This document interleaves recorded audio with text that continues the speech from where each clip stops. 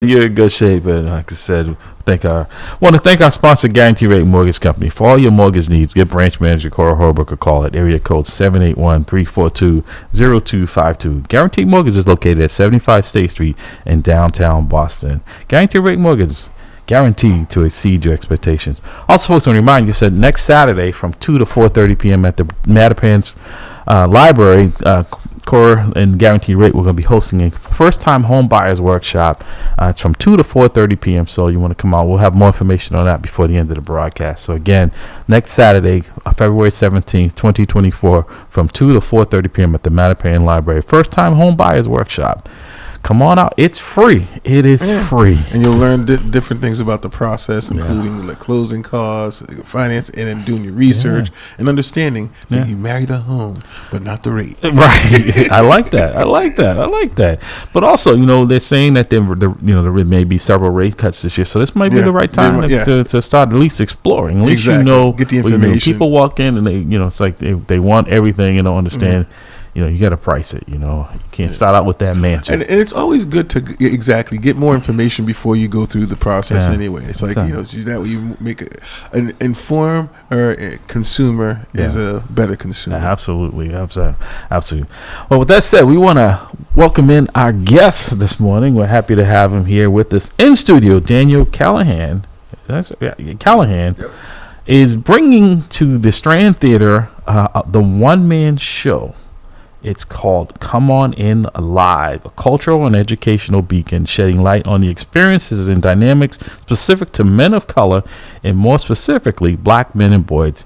It's a heartfelt narrative that Daniel Callahan embarks upon, exploring and rediscovering parts of himself in a quest that is both personal and universal, says director Iona Morris Jackson. Welcome, Daniel. Welcome to At the Round Table with MAMLEO. We had some callers early on, and we were talking about, this as we came up to this hour, and they were like, I haven't heard of this gentleman, so they're going to hear a lot about you and what got you thinking about a one-man show. I've never been to one. I've heard of them. I've never seen one. This sounds like quite an endeavor. But first, before we get into that, we want to learn a little bit more about you, Daniel, personally, and whatever you want to share with us. So, good morning. Good morning. And we want you to talk right into the mic because we want folks to hear you. Got you. Is this good? That's good. Yeah, okay. Good. Good morning. Definitely happy to be here. Appreciate y'all having me on the show. Again, my name is Daniel Callahan. I'm a multimedia artist. Good. Keep going. Okay. Yep. Multimedia artist, designer, filmmaker, and I use art basically primarily as my medium to just move through life. And this show is really about my own journey to manhood. Being raised in the church, but also being raised through hip hop, and also being raised through education, schooling, and how those three institutions really told me very different stories. Oh, wow. And trying to understand which of those stories were real and which of those stories are going to be part of my story is really kind of what the show's about. So before we unpack that, let's talk about your journey. Were you born in Boston? Okay. I was. One second. Go ahead. So we have some little technical difficulties here. We're trying to get. All right, there we go. Check, test. All Okay. right. There you go. There you go. We want everybody to hear you. So were you born and raised in Boston, or? Yeah, so I was actually born in Philadelphia. Okay. But I moved very early on in my life to Boston, the greater Boston area. I was actually raised in Medford, and then we moved to Cambridge, and then we moved to Roxbury. So I've been sort of in and around Boston. I went to school back in Philly for higher education, and then I went to California to do music for a while, and then I came back to Boston. So you're currently living back in the Boston area? Yes. Okay. So now you said you grew up Medford outside of Boston, and now you're back living in the Roxbury area here in the city of Boston. I'm actually right now I'm in JP. Okay. But my family's from Roxbury. Okay. So coming back, it has to be quite a culture shock from even in Jamaica Plain, right? Seeing how Boston has grown, and it's I would say not really affordable any longer, right? So nope. How was the adjustment coming back here, leaving here in neighborhoods where you saw more black people? We're talking about in our 7 o'clock hour, the displacement, of people here, because Boston is probably one of the most expensive cities to live in now. Yeah, I mean, and you know, Medford, when I was growing up, it was like a black enclave. That was like a black neighborhood. Yeah. See, I would never think of Medford as being such, but yeah, they used to call it Chocolate City. There's a lot of black people there, and it's really interesting. I feel like in Boston, but I'm sure in many other parts of the world, black people just like move from different neighborhood to neighborhood, you know, and you could one place can be like one way, and then 10 years later, it's completely different. And you know, being in Roxbury with all the development that's happening there now, that's a constant kind of anxiety that people have. It's just around like, you know, is the neighborhood going to change drastically? And gentrification is a real thing. So. No, and I think the issue with gentrification is that the lack of ownership. Yes. Okay, in the community, that people are renting, but they never decide to lay down roots and actually own. Because look at what happened in Little Haiti in Miami. Like, people have been living there 20, 30 years. Yep. And all of a sudden they're like, well, guess what? Yeah, it's we're jacking real up all estate. the rent. Yeah, exactly. We're jacking up the rent. Y'all going to have to leave because they didn't decide to own. You know, you got to make the choice. Like, because the people always are thinking, like, again, that's why the first time home buyer seminar is so important. People have to understand having a stake in the neighborhood and being an owner puts more skin in the game, but also it's not that easy to just get rid of you. Right. Yes, but I mean, it's also very difficult to afford housing, buying housing. So I think a lot of that, it's not an option for some people. Well, now, but like in hindsight, like I wish my dad had bought more houses. I know. Or when they were going down, like, what? No, I'll put $5 down. You know? Right. But there's even if you own your home, there's ways to push you out still. You know, just raise, you know, taxes, exactly. Yeah, education. Well, unfortunately, a lot of people don't understand about estate planning, how important that is. Because although Big Mama might have owned the house, getting it transferred to the next generation is a big issue, and that's one of the things that we lack is the fact that estate planning is not something that's talked about. Yep. You know, so that is definitely a thing that, you know, affects us. 617-282-0685, 617-282-0685. Listening at the Roundtable, man. In studio with us, I guess, Daniel Callahan shares Come On In Live, a one-man show he's going to be bringing to the Strand Theater. That's going to be coming up soon. We're going to get more information about that. But Dan, I want to go back a little bit about your journey. Like you said, you grew up in Medford. You traveled, moved to Philadelphia. What was it specifically, I see you had family here, that brought you back to the Boston area? Yeah, it's complicated. I mean, so... we'll unpack it. But. Okay, cool. So... Yeah, I was in California. I was actually pursuing a career in music professionally, and you know, that was a really amazing journey. But it ended with me very much feeling burnt out. And you know, the first time I came back to Boston actually was for a funeral. You know, a family member of mine was lost to gun violence, and that really made me not want to be here. You know, like it really changed my relationship with the city. But I found that, you know, I was burnt out. I didn't really know what direction to go. Music was really all that I had formed my identity around and all I was doing. And so when that didn't work out, I really kind of was spiraling, and I came back home really just to figure out what the next step was. And then in the process of doing that, the community really just embraced me, you know, and I have so much love for Roxbury because that was a place that, you know, I really kind of found myself again. And so ever since then, like, you know, my artwork has blossomed, and I've been in Boston ever since. So before we grab this call, we're going to get into what you're here to really talk about is this. So Daniel Callahan shares this show is a window into my mind, a mind that has grappled with anxiety and depression, and what some refer to as a quarter-life crisis.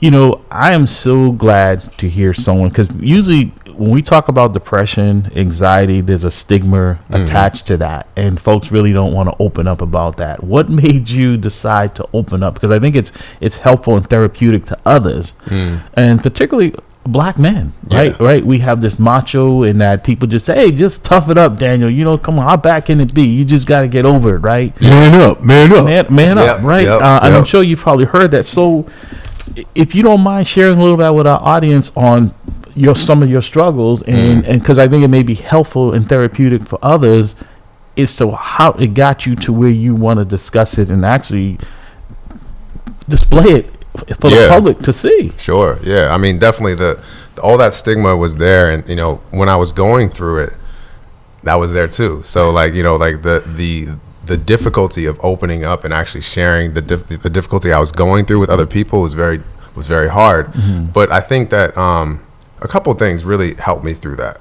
One is, I think the dynamic is changing, and I think people are becoming much more comfortable talking about their inner struggles. Mm-hmm. But also, too, you know, it's funny, I was in this sort of mode of hip hop, and like hip hop is all about that, actually. You know, like, you know, brothers are really like sharing their blues on these tracks, and if you would listen, you'd really understand. Like half of these dudes are really struggling. Yeah. Like, and it's right there. You know, it's right there in the lyrics. I think what we don't have often is what to do about it. You know, like, and I think what you do about it is, you know, you start to talk to people and like really see it as a problem.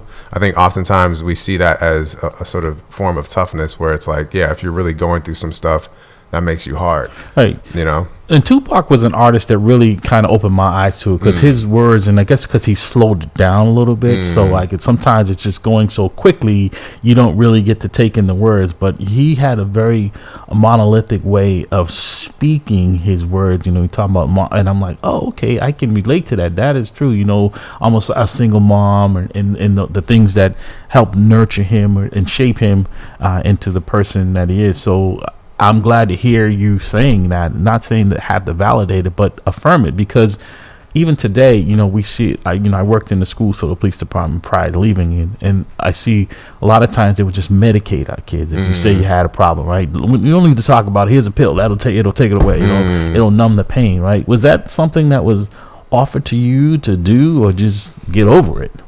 Not really. I mean, not so much the pills the kids and that I was offered was not from, you know, physicians. Okay. You know what I mean? Okay. Like, yeah, and that's a real problem right now. You know, a lot of people are self-medicating. Okay. You know, and so you know, we talk a little bit about that in the show as well, where it's like people are looking for ways, and I think the best way is through community. That was the way that worked for me. It was talking with people in my community, and, you know, getting mentorship and getting, you know, folks to just listen.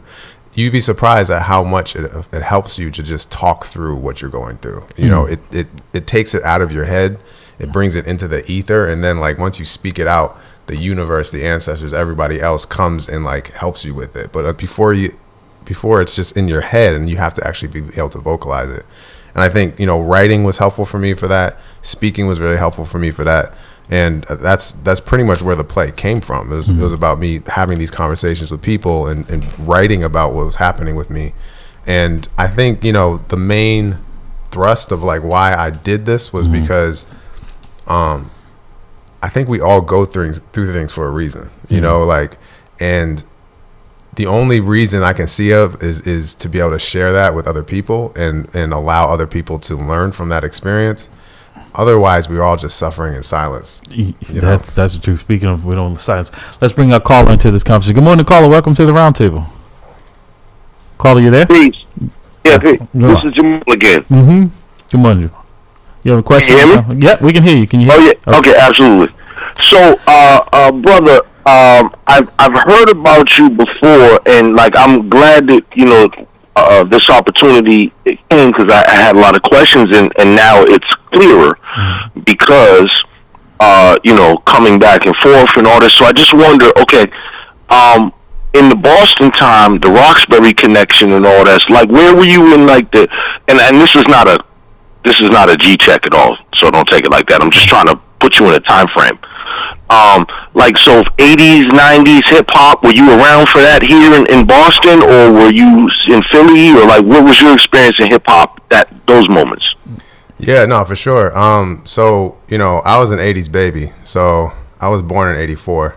So in the 80s. I thought you were my age. Okay, so that's a good another one. All right, yep. But but it's funny, I mean, because, you know, yeah, like 80s and 90s, that's like, you know, the 90s is like the golden age of hip hop, and I was, you know, a teen at that time, and so like it was the most formative thing in my life was hip hop, and I really grew up on it, so that really became part of my identity. And I was in Boston during that time, like Medford. I mean, I would say greater Boston area, Medford, Cambridge, Roxbury. Okay, so yeah, whatever. But I'm saying, so you experienced, like, let's say, like, the Middle East shows, and the Brick Records era and all that. You were here for all that little stuff, right? I mean, yeah. I mean, I was a little young to be a part of that. Like when it was really popping here, in Boston, I kind of missed that wave, which I kind of, it is what it is. But I feel like you didn't miss nothing, by the way. but I heard about it. Like, yeah. it was a thing. And acts were coming through here, and that was the beauty of, like, why I love the fact that this show is happening at the Strand, because the Strand was so historic. You had like Queen Latifah coming through there. You had all these other big acts coming through there. Lock him. Exactly, at one point in time. And that was a little before my era, but like that spirit, that energy is still in that space. So I love that I'm going to be doing it there. Okay, so that's what I wanted to get to. And then, two, your family, as you said, your family's from Roxbury, and so I don't know, like, if there's other artistry in your family. I just wonder, like me, I'm a child of what I always say, the merger between, like, the Black Power movement and the Black Arts movement. And, so me, I was born in 71, right? Okay. And, here in Boston, I went to, like, the Elmer Lewis School and all this type of stuff. I experienced that, Black Panther stuff and, all this. And, obviously it shaped me into the activist and the artist that I became and am. Right, so I just wondered too. Did you have connections like with that? Like, was your family artistic, and you know what I mean, all that type of stuff in the Roxbury connection? Yeah, I mean, I think so. My family, out of all of my family, I was the one who was the most sort of into the arts. I think that my father was a preacher, and so he was in the church, and the art of spoken word, the art of preaching, was something that he was an MC. Exactly. Yeah. So he was the first MC that I knew. Yeah, it's interesting because Pastor Hobbs came from that same background. It's just interesting. When you said that, he looked up at you because he could connect with you on that. So I guess, to Jamal's point, because that's the era that you grew up with, right? Because I grew up in R&B. I'm older than you, a little older than Jamal. So I grew up in R&B. That's the kind of environment. Hip hop was introduced into my life, but it wasn't something that I grew up on. So I didn't embrace it as much as folks came around your age. You definitely saw the difference in the turn. And you're saying that I'm listening to someone of your age at that time, that what an influence that had on your life. Yeah, that had to be a struggle, because someone usually growing up in the church, there's that structure of the church, and that is kind of frowned on, per se, right? Yeah. Because just when people think of hip hop, they think of the negative, they think of the foul language, things like that. Not all of it is that, but that is the perception in the image that it comes to mind for most people. Yeah. Right. Yeah. So I mean, that was your home life must have been somewhat of a struggle with a preacher for a father, and you talking about you want to talk about hip hop. Yeah, let's talk a little bit about that. Absolutely, let's do it. And that's definitely what the show is about too.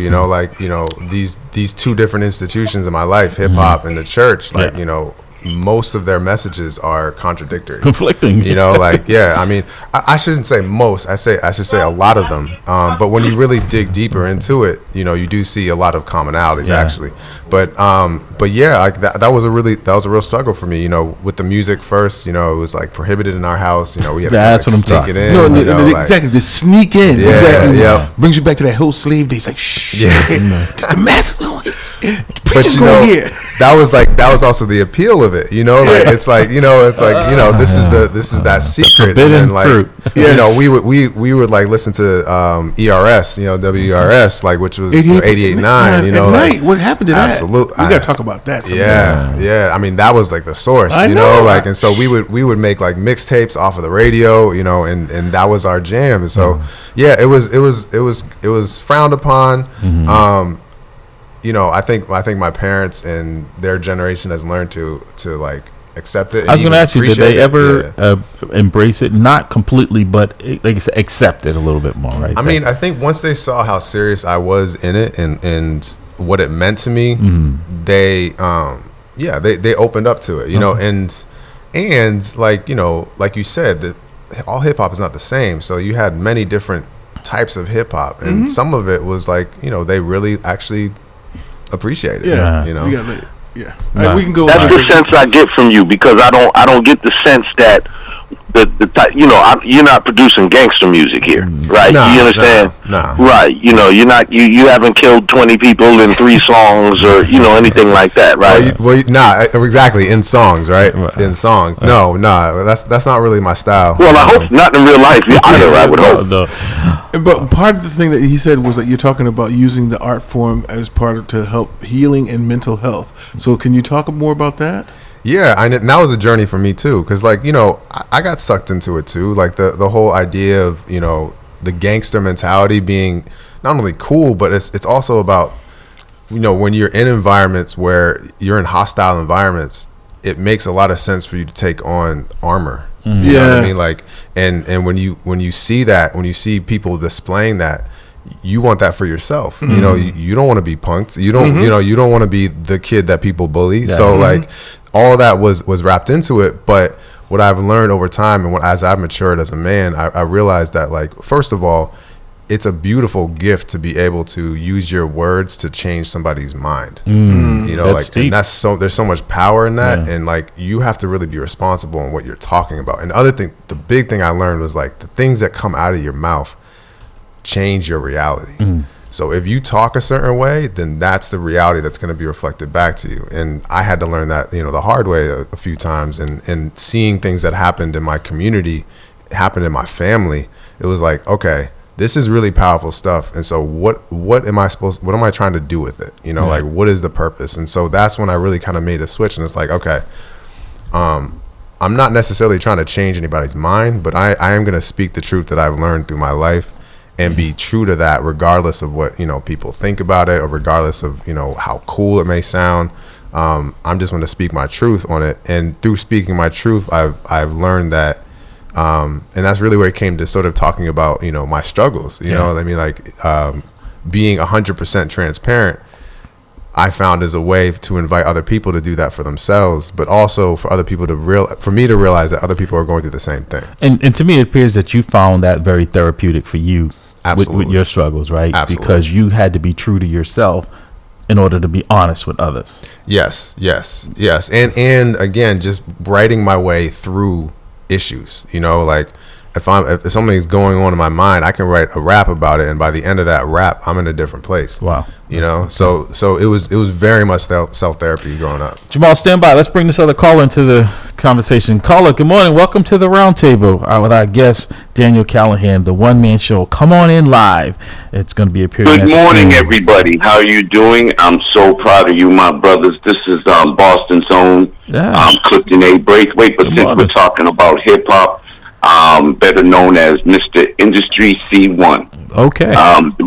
The reason for my call today, I just want the men of our community. It's been 28 years since we've been doing the Mother's Day walk, and men in our community that are infected by violence have not been showing up in big numbers. And I'm hoping, I'm a captain this year for the Peace Walk. And I'm hoping that I can encourage more men to be involved, because the women of our community have been holding us down for decades. And we're in a time of reality and truth.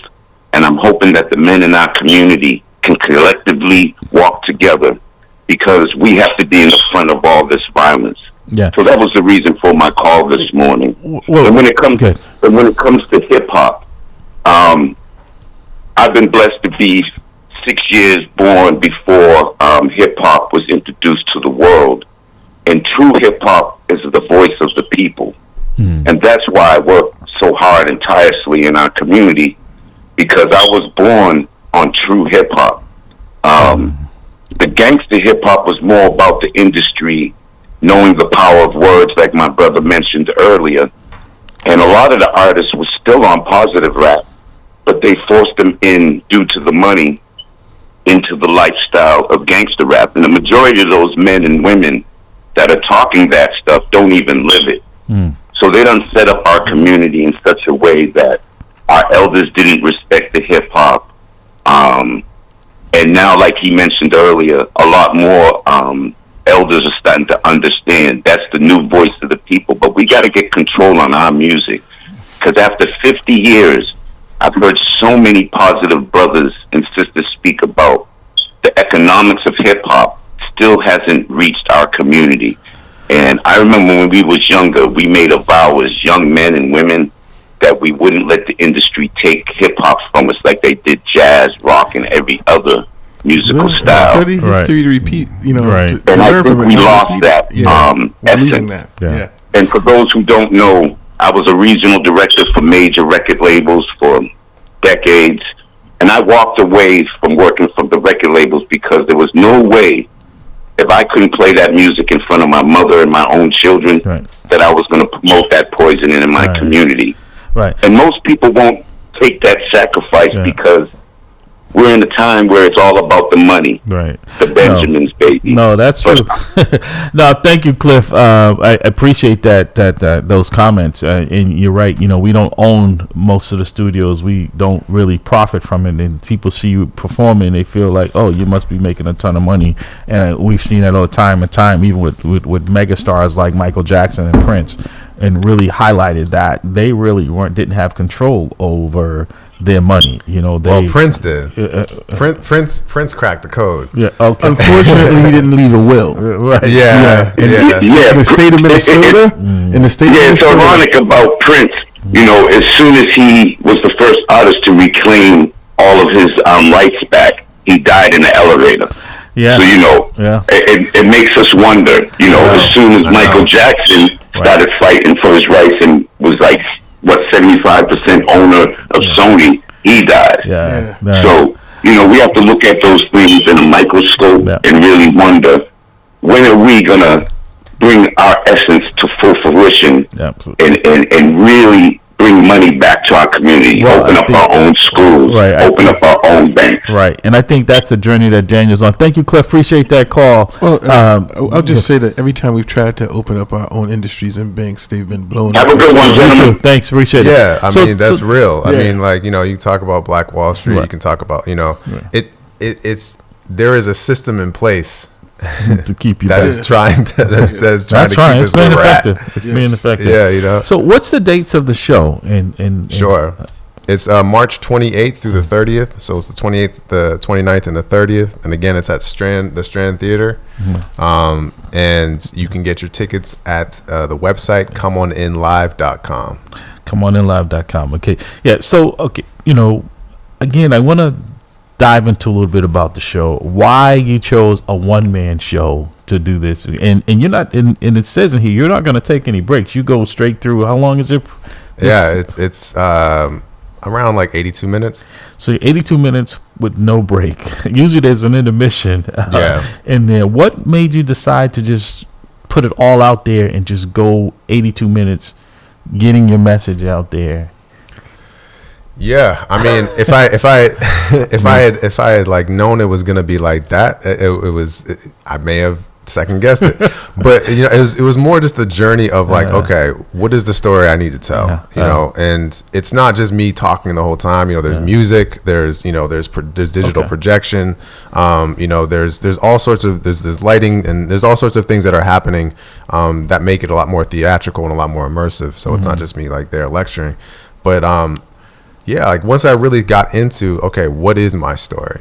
And, it took me a whole year just to write the script. And then after the workshop, we totally rewrote the script, and so this process has been really lengthy. And when I look through my life and try to understand how I got to where I am, all those pieces needed to be included. And so it ended up becoming what it is now. So you in here, you says it's a journey penned from a place of vulnerability and reflection, aiming to inspire strength and resilience.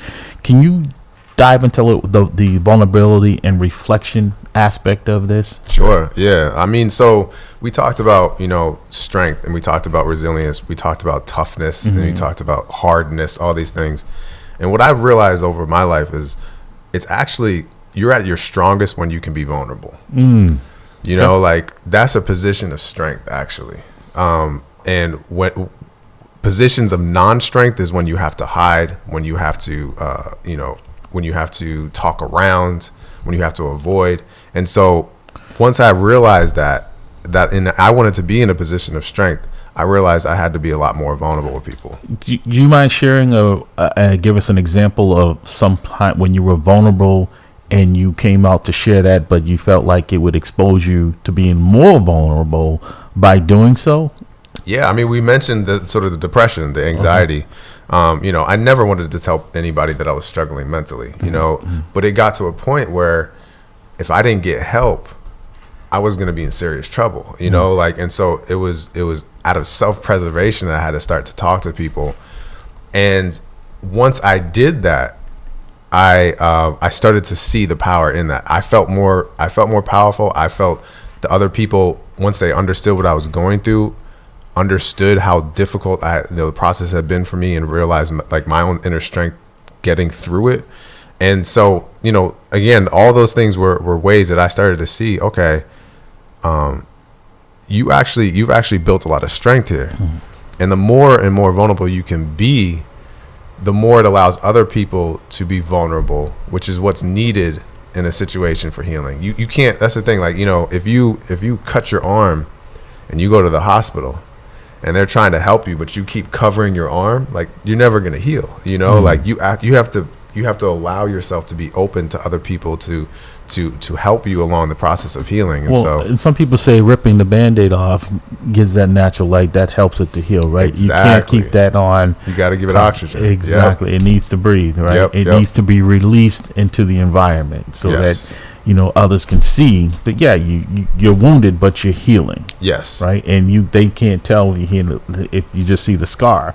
Also, sometimes we need to see the process of the healing, and it sounds like that's what that journey you've been on and continue, because they always say, like, someone who had drugs, you never recovered, you're always recovering. Yes. You listen to At the Round Table with MAMLEO. Our studio guest is Daniel Callahan. Come on in. The one-man show is going to be at the Strain Theater from March 28th through the 30th. And like I said, for more information on that, we're going to go www.comeoninlive.com. www.comeoninlive.com. Jamal, you had any other questions for Daniel? I know you do. Well, I would also like to know, the influence of, for instance, conscious hip hop. When you say conscious hip hop, for those of us who are old people. Oh, yeah, it's old people. Well, yeah, Daniel, ignore them, Daniel. Less educated, We're talking about like the KRS-Ones, the Public Enemies. I have a long-standing beef with KRS-One, but yes, everyone else, X-Clan and Public Enemy. In my profession, Public Enemies was the guy in the post office. Exactly right. Exactly. Right, but the Dead Presidents and all this, and even now to the more modern stuff.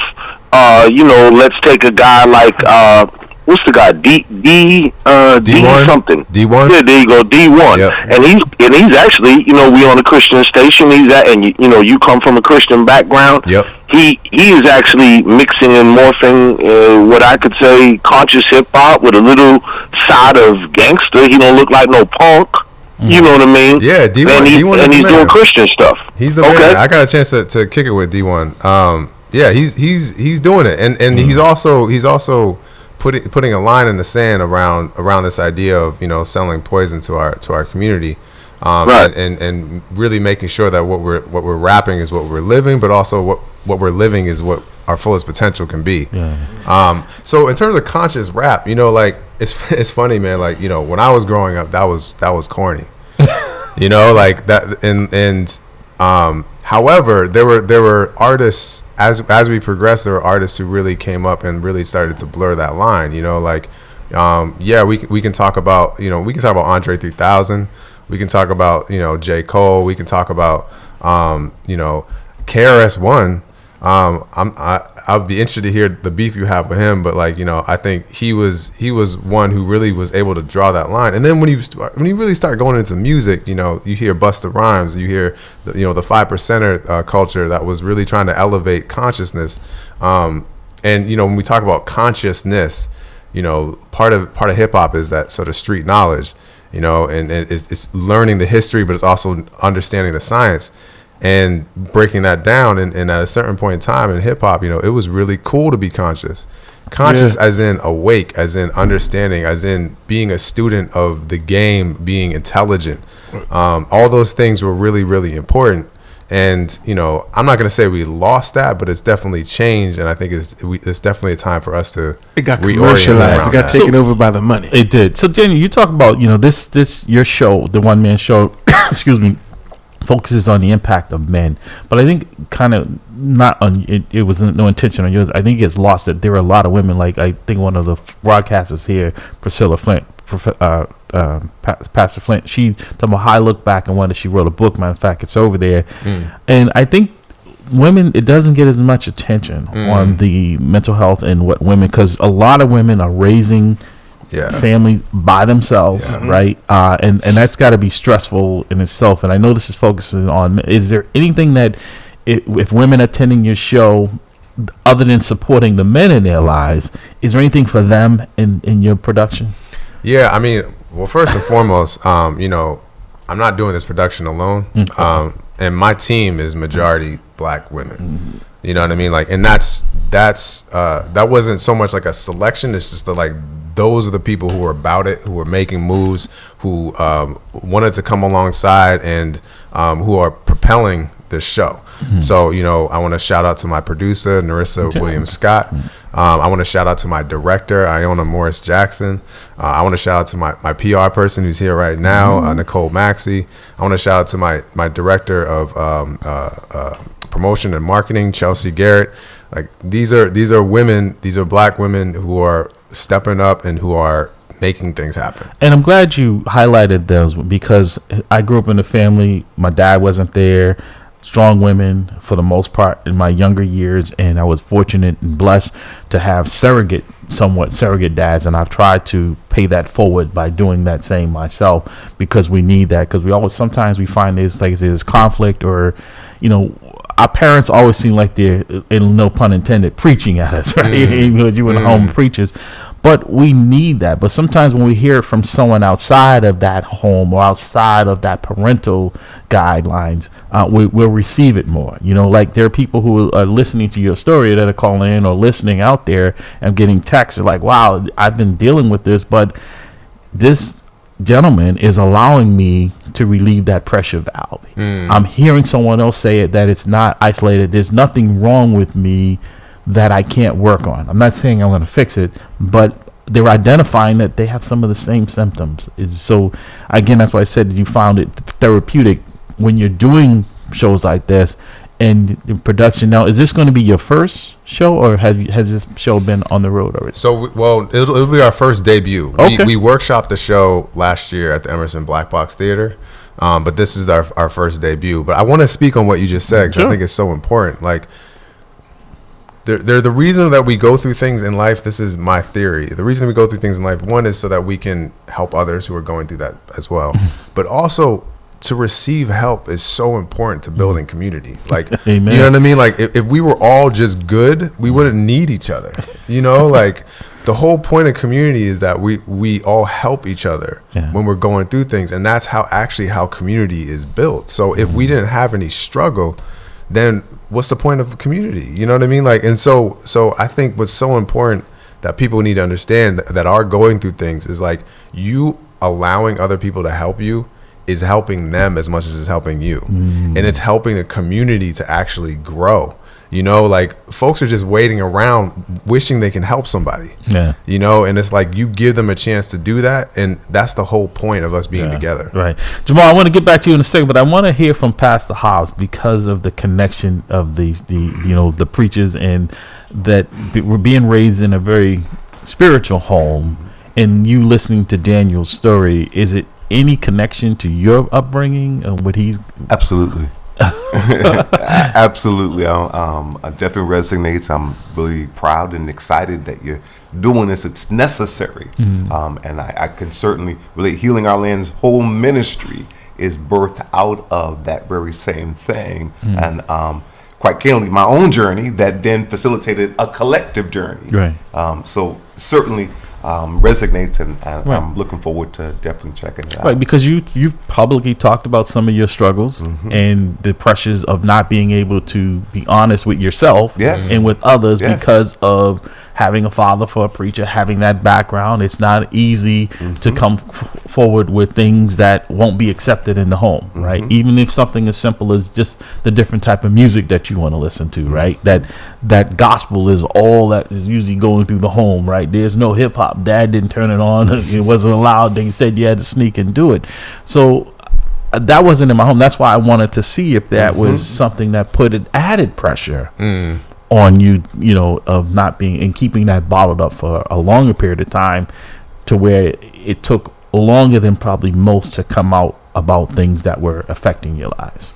Yeah. I mean, I imagine for you as well. I mean, because, my father was a preacher. He wasn't a pastor. So, like, with the pastor, there's a whole institution that you're inheriting. And, like, that's not going anywhere, and everyone's kind of just, I imagine everyone's just like, okay, you taking this whole thing, and it's like that pressure I didn't necessarily have to deal with as much. But I did have a moment, like, so not only just with hip hop, but like with Christianity in general. Like, I had a moment where, like, young, like in my teens, where I was just like, I don't know if I really believe this, I had to have a conversation with my father, and that was really stressful, like to actually come to my dad and be like, hey, the thing that y'all been teaching me for this long, I don't think I believe it. Wow. Like that conversation. That was different, but again, in being necessary, vulnerable, and like in being vulnerable with him, and just being able to talk to him, I realized that the scariness that I thought it was going to be, it wasn't. And in fact, it was a way for us to connect, because he understood, like, he's a man, like he's, he understands, like, I understand that this doesn't make sense to you. I understand that this is a contradiction, because we all have to be honest. There's some contradictions in Christianity that we need to talk through. And, having an honest conversation like that is so much more important than us all just kind of living in fear. Right. So one of the other things in here, it says, America at the intersection of black churches, white schools, and the golden age of hip-hop explores the complex journey from boyhood to manhood. So black churches is something we've discussed on this broadcast. They seem to be diminishing in a lot of ways. Young people are not as connected to them as they used to. I was growing up, probably in your house, mine, every Sunday everyone went to church. My mom was in church, but we weren't into it. They said if you had a connection, but your parents were a preacher or something of that, you were more involved in the church, whether you wanted to or not.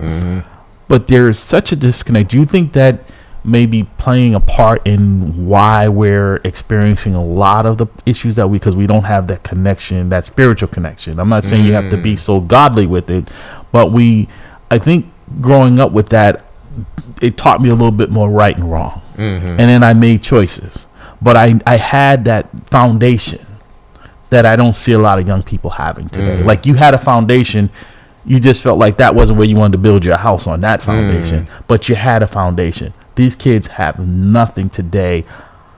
What's your messaging to young people today that are listening to this broadcast, that are going to listen to your show, and how they can, one, get help if they need it, but also to be able to start that foundation building? Yeah, I mean, man, there's so much to that. I think I'm hoping that what young people would get from it is that this is a journey. Like, things that I was so sure about when I was 20 years old, when I was 15 years old, when I was 8 years old, all those things have changed, and that, no one has full authority over what the truth is. And every day is an opportunity for you to learn more, and, to not be too set in your ways, certainly to honor the values that you've been taught, or the values that you've learned, but also being open to having those things change with time, because there's nothing more certain than change. But man, there was so much in that question. Like, so, unpack it, brother, unpack it. And I'm trying to remember all that you hit upon, but it was like, I think one important thing you talked about, so the play is about white schools, black churches, and the golden age of hip hop, right? So the other aspect to this was, and that foundational aspect. The foundational aspect. That's right. So the church definitely gave me a spiritual foundation. Okay. You know, like, and that's really, really important.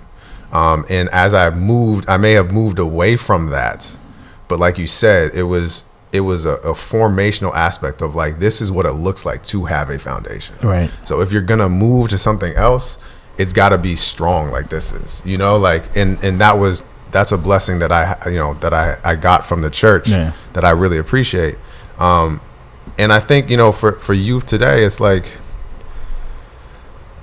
yeah, I mean, everyone is trying to tell you what to do, but honestly, like, the best experience is just your own experience, you know, and the way that I've rested my laurels around sort of, you know, God, divine, it's like the divine is everywhere. It's accessible to all of us. And you just have to be open, and you have to be focusing on trying to build a relationship with it, and it will start to speak to you where you're at. You know, like, you don't have to necessarily go somewhere else. You don't have to necessarily learn that from somebody else. However, what I realize is once you open yourself up to that, you'll realize that the messages are coming from other people. And as long as you're open to that, you'll be able to receive it. Well, that always told me growing up, and I didn't understand some of these phrases. Like, you know, I remember a lady told me when I was 18 years old, and she said, you know, experience is wasted on the young.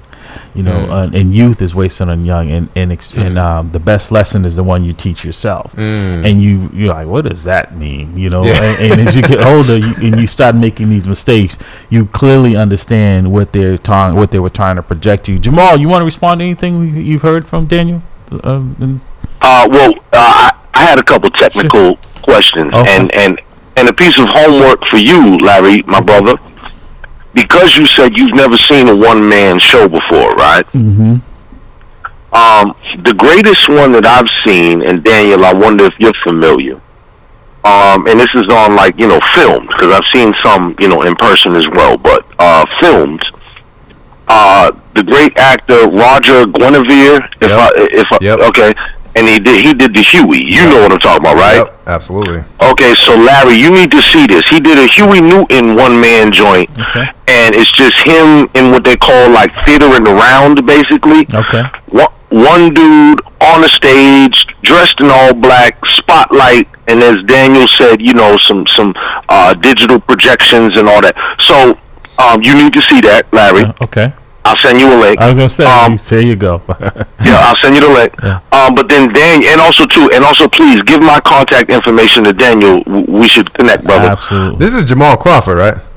Absolutely. Yeah. I know you, man. We met several times. I know it's your work. Then I'm tripping. Maybe it's just my memory. No, it's all good. So it's all good. Yeah. So then the other thing is, that's what I was going to ask on the technical tip. What type, like, when you're doing this stage show, is it like, you know, are you just one guy dressed in black, spotlight with a leotard with these projections going on? How are you doing it? Yo, I would not the leotard, right?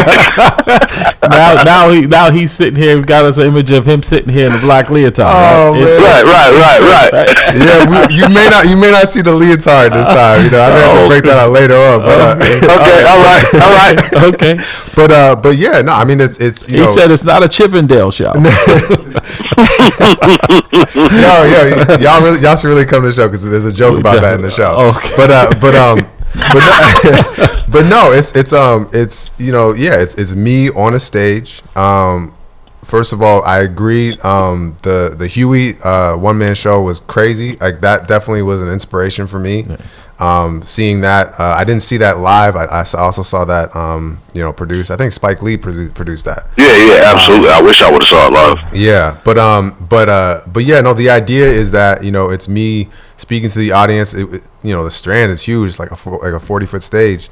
But there's also, you know, lighting. There's going to be digital projection.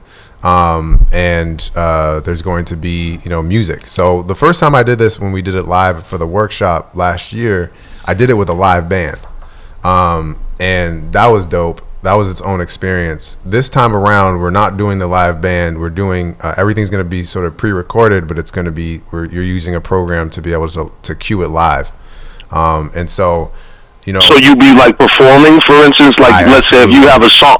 Okay, so you'll be performing a song or what have you in the midst of it. Correct. So my director was like, "This is technically a musical." But yeah. So there's music, there's performance, there's spoken word, there's theatrical acting. I've been acting for a good while now. I've always been acting as a performer, because as a performer you need to be able to perform, but acting is its own kind of separate lane, and so all of that will be happening on stage. Do you want to give us a flavor, a sample of something that you think would be powerful within the play that we can attach to and be like, I want to see it now? No. That is an answer. But I appreciate you providing that platform. I appreciate that. Yeah. I mean, what I would encourage people to do is to come see the show, because I don't want to ruin anything for you. So you don't want to give away the plot. No, I thought he was going to be like, to be or not to be. That is not the question. Brother, with that answer, brother, you could run for office too. There you go. So Daniel, we've got a few minutes left, very few minutes. Is there anything that we didn't bring that you want to get out there? We're going to give the information at the end, but is there anything that we didn't cover that you wanted to get out there? So we've enjoyed this immensely, brother. Yeah, no, I really appreciate talking with y'all as well. I mean, I think it's just this kind of conversation, so like around the show, we're hoping to have conversations with our community around mental health, around education, around spirituality. And so, it's conversations like this that honestly is the whole point of the play. And so I'm definitely appreciating us having this conversation now. And as we could talk for the rest of the day about this, yes. There's so much going on here. Bring you back. Yeah. So that's really what the show is about. Yeah. Okay. The last thing that's not a peace sign. That's the last thing I think we didn't really get to that much was my whole experience in higher education, but education in general, especially in predominantly white schools. Yeah. So I was in black churches, and obviously it was grown up in hip hop, was primarily black, but also Latino, Latinx, whatever, and other cultures as well. But going to these schools was a whole different environment, and not only were they just PWIs, but they were prestigious schools. So these were very wealthy people that I was around too. So that kind of social mixture. Hold that thought. Yeah, sure. Can we bring you back before the show in March? You come back. Oh yeah, sure, absolutely. And then that'll be part 2 of this. We have an intermission. Oh yeah, no doubt. So we have intermission here. Right. We can't go 82 minutes without taking a break. As Jamal alluded to, we're old. That's why the men's room is down the hall. Daniel Callahan, I want to thank you for coming. Come on in. His one-man show about anxiety and depression, his life, basically. It's for more information, contact www.comeonlive. It's going to be held March 28th through the 30th. Come on in live. Come on in live. Correction. Come on in live. March 28th through the 30th at the Strand Theater. For more information and tickets, you can call. I want to thank also Nicole Maxey, his organizer, for really introducing us to this wonderful young man and what he's doing and sharing his life with. But we're going to bring him back before the show airs there, and maybe what we may do here from our broadcast is purchase a few tickets from Daniel, and we'll give them out to our listening audience there to help support this worthwhile cause. Well, we will definitely commit to doing that. Matter of fact, we'll push it out to our members. We have over 400 members just in our law enforcement family, but all our folks out there listening, our listening audience, we want to support. That's why we enjoy bringing in, not just talking about issues that affect us in law enforcement, but affect our community and supporting what's going on in our communities. And we hope we continue to do that with you. So I want to thank you for gracing the airways here at the round table. Thank you for having me. We call it a substitute because it's like sitting at home. I want to thank my co-host, Roots, financial guru, Rhodes, Dr. Bradley. Hope you're feeling well, and hope you'll be back with us soon. Pastor Hobbs, want to thank you as well, sir, for your brilliant engineering this morning. Again, listening at the round table with MAMLEO. With that said, as Dr. Bradley would always say, get your what is it? Get the checkup from the neck. No, be blessed. That's right. All right, we'll see you next week. Coming out in my midst, and the artist that paved the way when I didn't exist. Music's a skyscraper, I'm just trying to add a couple bricks. This is for the dreamers. They say I am a dreamer, 'cause I still believe that anything is possible as long as you work hard. Hustle real hard, hustle real hard, hustle real hard, hustle. So if I never see ya, never get the chance to meet ya, no, I came up from the bottom, always rooting for the underdog. I always dreamed I'd be on tour.